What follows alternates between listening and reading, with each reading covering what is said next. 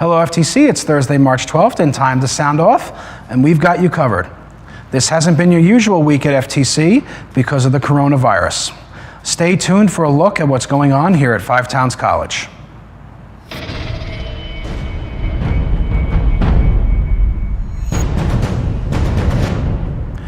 Hello everybody, I'm Sean Lanigan here with The Scoop. We have a lot to talk about, starting with the coronavirus.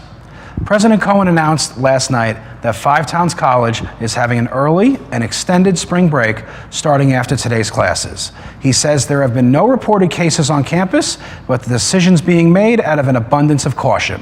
After the break ends on March 30th, lots of classes will be moving online.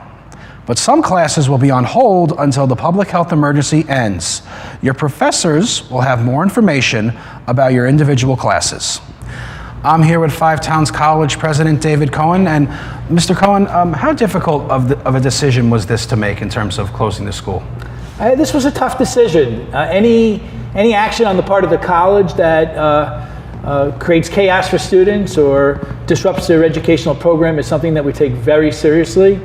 We've been meeting all week, every day, with our senior cabinet, with members of the Board of Trustees, talking with the State Education Department about what the right move is. And ultimately, I think we've come to the correct decision.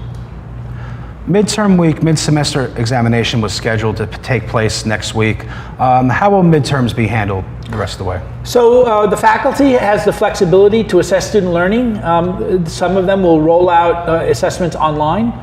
Some of them will wait to administer formal examinations until classes resume. Some may do it at the end. I think what really is important for students to remember is that they shouldn't be too focused on the grade right now. What they should be focused on is making sure that they are developing the knowledge, skills, and competencies necessary to learn online and to acquire the knowledge that they need to do.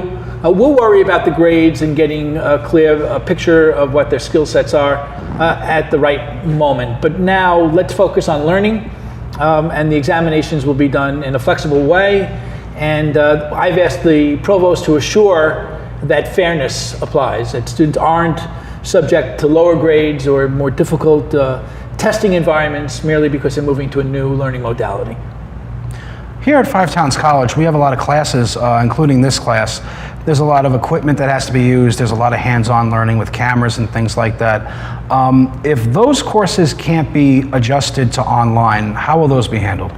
So those courses that have experiential elements that happen individually, such as in audio classes where the students just need studio time, or in film classes where students need to sign out equipment, or in computer labs where they need access, those are easy. We'll accommodate that. After spring break, the college will be open for students to come in to do that. Where the classes really require hands-on demonstrations and assignments in class to operate, such as in a set production class, those classes may go on hiatus, and then those learning opportunities will take place when the college resumes on-ground instruction. In terms of seniors who are ready to graduate this year, this coming semester, with everything that's going on, how will things be handled with the seniors in terms of graduation?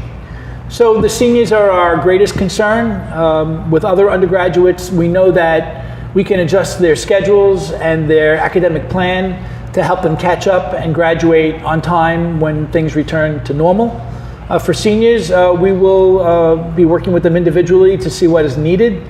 I think there's a possibility that the date of commencement could move based on the on-ground class resumption, but we will have a graduation when those classes conclude, and we will work very hard to assure that they graduate on time. Mr. Cohen, thank you very much for answering some questions. I know it's a busy time, so we appreciate the time. Thank you. Well, I appreciate the opportunity to be here and all the work that you are doing to bring this important information to our students. Again, now's a time for common sense and level-headed action, and I'm sure that we'll get through this together as a community. Okay. Thank you very much for your time. You're welcome. You're welcome. President Cohen also says the dorms will be closing for most students today. Those on F1 visas and people from highly impacted areas can remain on campus with permission. In a news conference last night, President Trump announced he's restricting travel from Europe to the U.S. starting Friday. The NBA season has been suspended, and the big St. Patrick's Day parade in the city has been postponed. Health officials have declared it a pandemic and are urging people to avoid large gatherings. We're not the only school affected. SUNY schools and other colleges have closed down because of the illness. So have some local school districts, including Plainview, Old Bethpage. Some have had cases linked to their schools. All are trying to limit exposure. Back on campus, the theater department's production of Wolves will still be on for this Friday and Saturday. It's open to people from FTC only. Sunday's performance will be closed to the public, but they will be taping it for streaming at a later date. Resident students involved in the production can stay on campus until Sunday. That's it for now. Here's Emily Angelastro with the forecast.